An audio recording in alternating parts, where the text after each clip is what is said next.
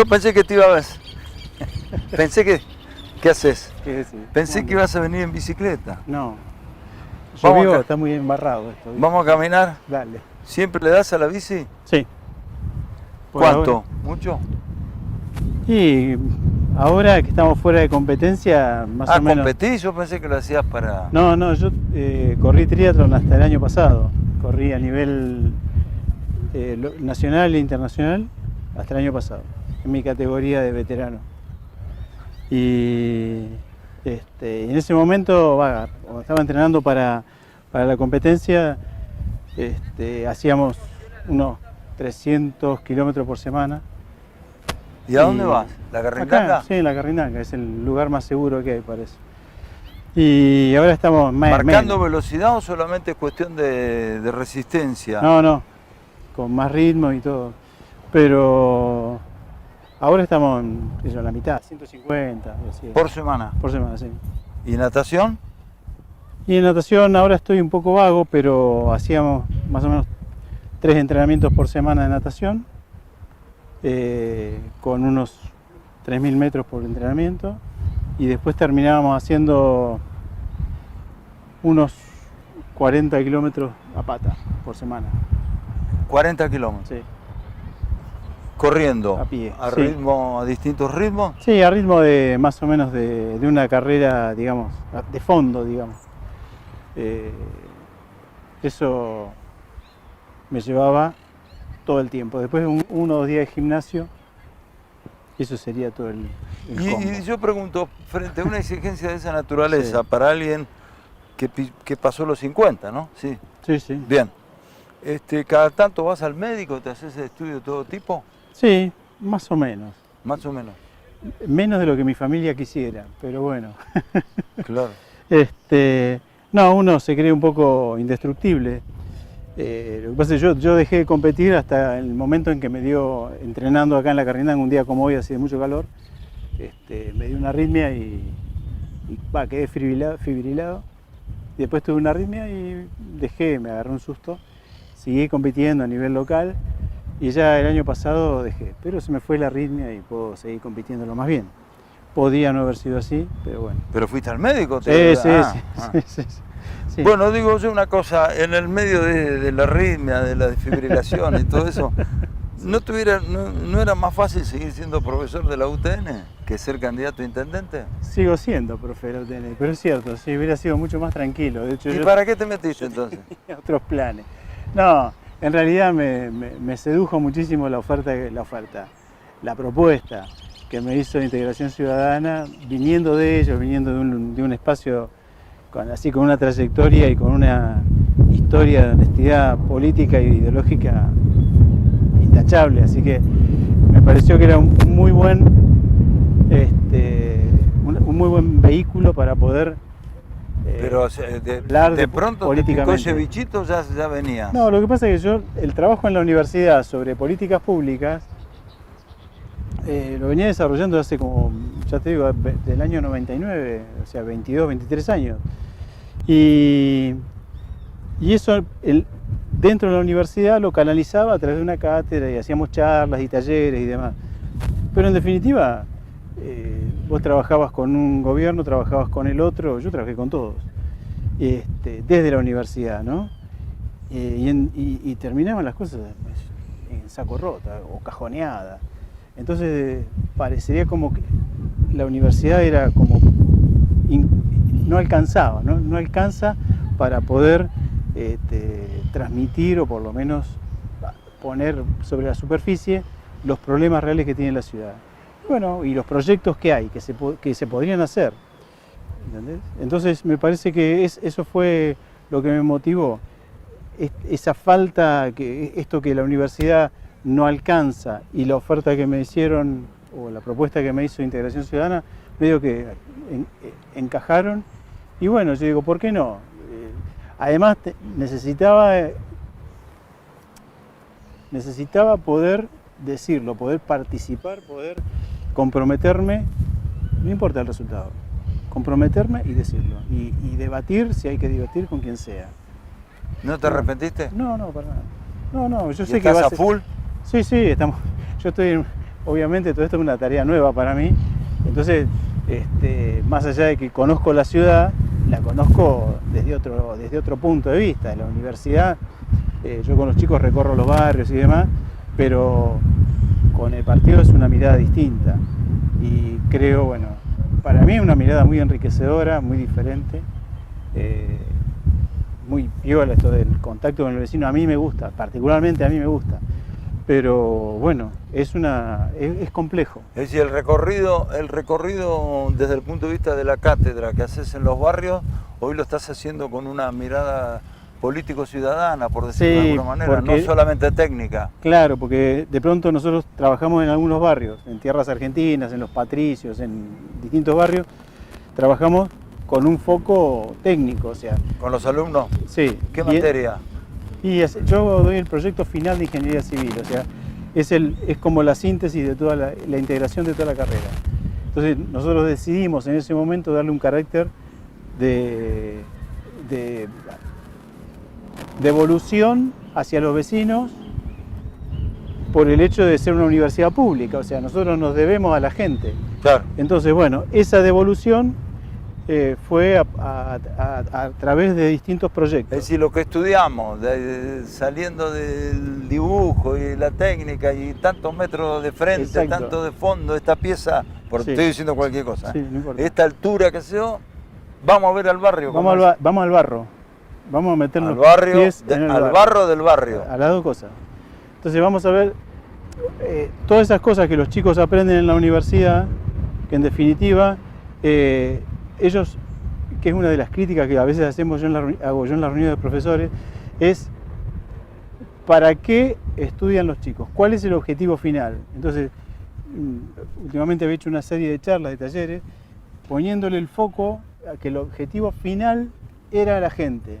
Entonces, bueno, que los pibes o los alumnos pudieran reconocer para quién estaban trabajando. ¿Está bien? Bueno, eso que los chicos tendrían que verlo en primer año y después decidir si quieren seguir estudiando.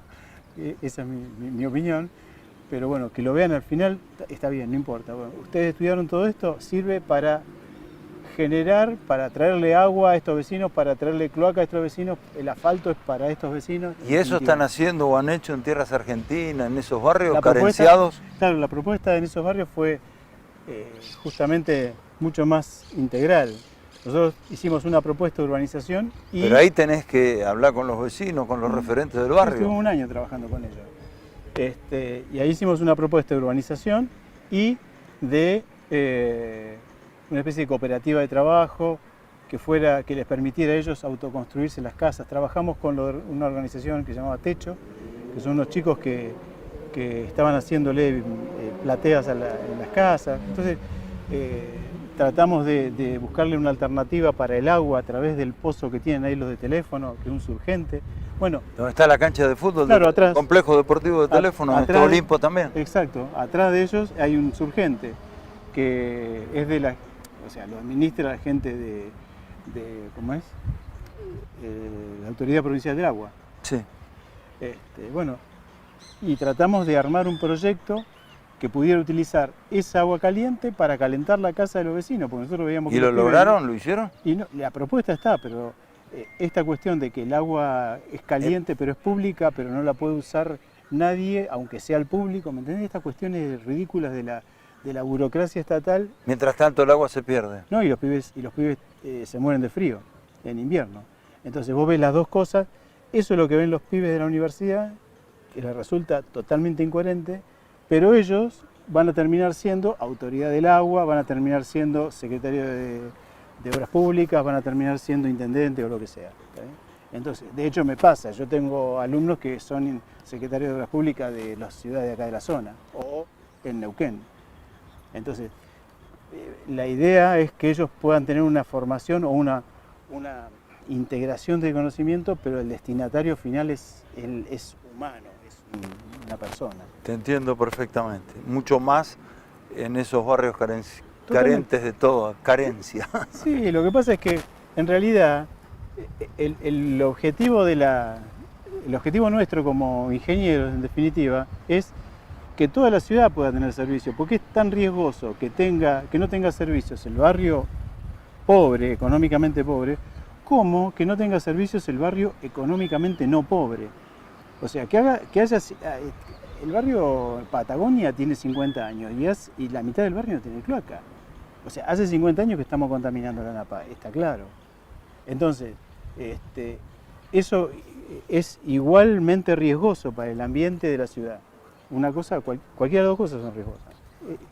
Y eso es lo que me parece que hay que cambiar un poco la mirada. ¿Eso también te llevó a aceptar la propuesta para hacer...? Sí, porque normalmente mirada... que esto como decir, voy a entrenar con la primera de Olimpo, ponele, de San Cinena, pero primero hago la, no sé si la cuarta, la quinta, la reserva, y después salto a primera. ¿Vos saltaste a primera directamente? Sí, porque venía entrenando por afuera. Está bien. Yo vengo con un potrero diferente yo, pero si vos querés, esa comparación es cierta, pero yo vengo por otro lado. No es que yo caí paracaidista acá haciendo cualquier otra cosa y me digo, bueno, me voy a dedicar a ser intendente. No es así. Yo vengo con los proyectos de políticas públicas para la ciudad y para la gente de la ciudad desde hace 23 años. Y trabajando para todos estos gobiernos, para todos. O sea, trabajé con el primero que trabajé fue con Tunesi y después pasamos por Patrignani, Breinstein 2 veces, Bevilacqua y ahora con Gay en la primera gestión. En esta gestión no tanto. Aunque hay cosas que en esta gestión yo tuve que ver, no por la universidad, sino a través de la corporación, que fue todo ¿Con el armado de la peatonalización del eje de Belgrano-Donado? No, pero concretamente con bajarle la velocidad al centro y recuperar 600 boxes de estacionamiento. Eso fue una propuesta de la corporación y que yo... ¿Eso lo armaste vos? Claro, para la corporación. Y entonces, ellos llamaron a la gente de los que están ahora, Moyano y demás, y les propusimos generar eso para aumentar la actividad del centro. Porque al bajar la velocidad aumenta la actividad. Razón o motivo por el cual la municipalidad recibió 2 premios a nivel nacional de Luchemos por la Vida. O sea, tan mal no está. Entonces, trabajé con ellos, lo que sí es cierto es que no coincidimos en muchas otras cosas. Y bueno, ¿por ejemplo? No, esto de cambio de partidas, o sea, vos no podés, la mirada social que tiene este gobierno... ¿Cómo cambio de partida? No te entiendo. Sí, la disminución de las partidas de políticas sociales y el aumento de la gestión urbana, me parece que es totalmente incoherente. O sea, el aumento de familias viviendo en la indigencia que hay en Bahía Blanca es tremendo. Y no es coherente con la baja del presupuesto, o te diría que es coherente con la baja del presupuesto porque es como que hay una ciudad que está de espalda y que nadie la mira. Bueno, ya lo hablamos esto en algún momento, hay dos ciudades. El problema es que cuando la ciudad indigente llega a tener una masa crítica que es difícil de estimar... Pará ahí. Sí. ¿Vamos a hacer una pausa? Sí, como quieran. Porque eso tiene que ver con el documento que largaron el otro día, que eso es una frase que a mí particularmente me llamó la atención. Sí. Estamos hablando con el ingeniero Varela, precandidato a intendente por Integración Ciudadana.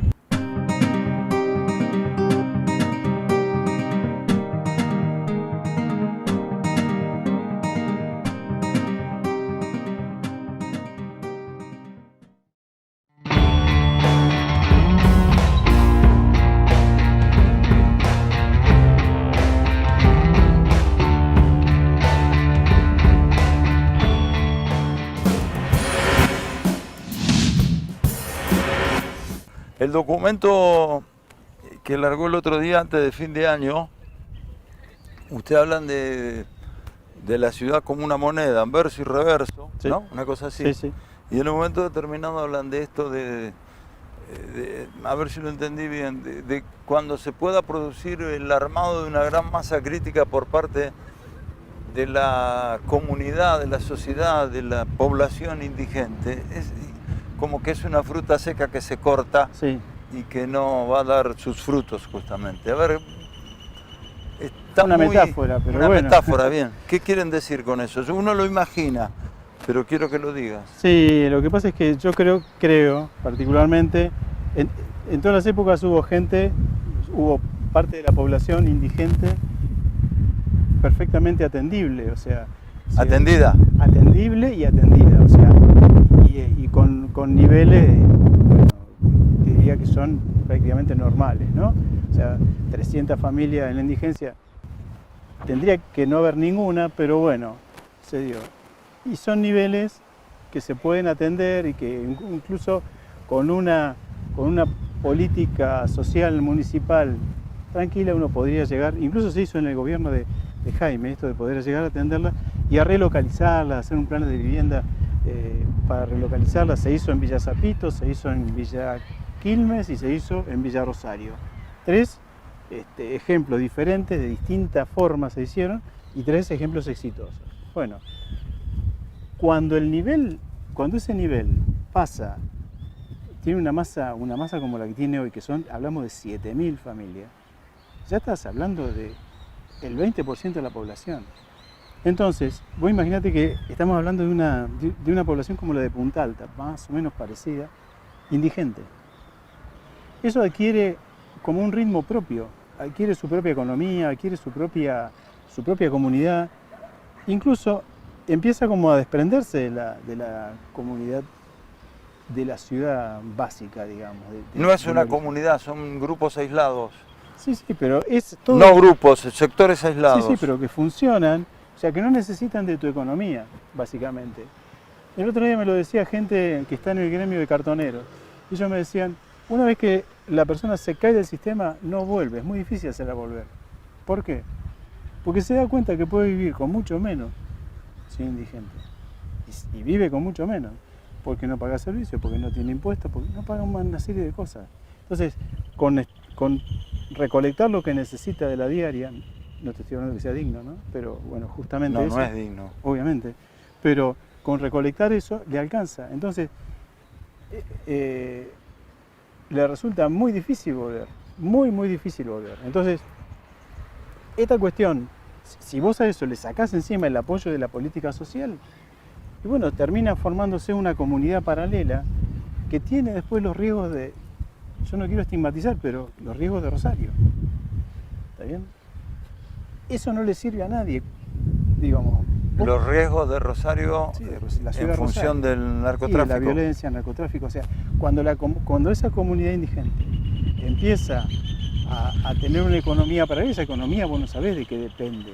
Empiezas a estar al margen en general de todo. Te entiendo. Entonces, corres esos riesgos, y esos riesgos son serios. Ahora, ¿a quién le sirve tener un 20% de la población? Digo, si yo tengo un negocio de zapatillas, ¿a quién le voy a vender zapatillas? ¿A quién le voy a vender remera en el centro? O sea, ¿a quién le voy a hacer un mueble, un carpintero? Si vos ya tenés un 20% menos.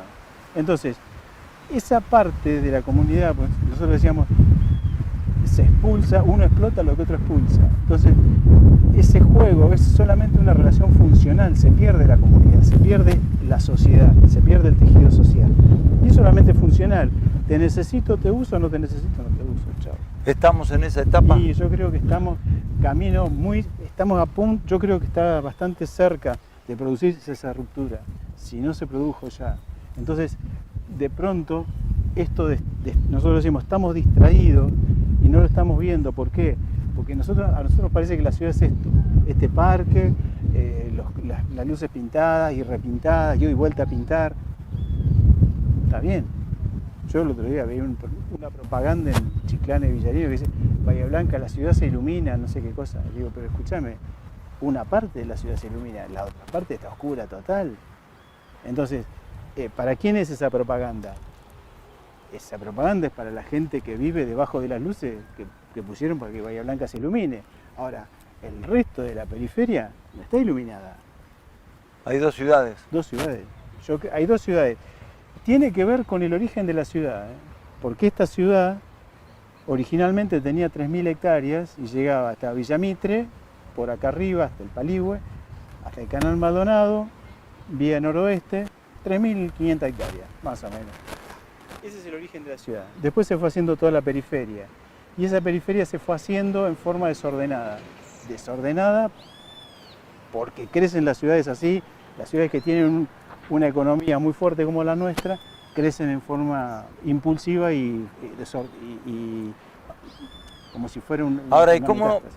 Este es otro tema también que lo hemos hablado y uno lo piensa, ¿no? Y lo transmite a través de una pregunta.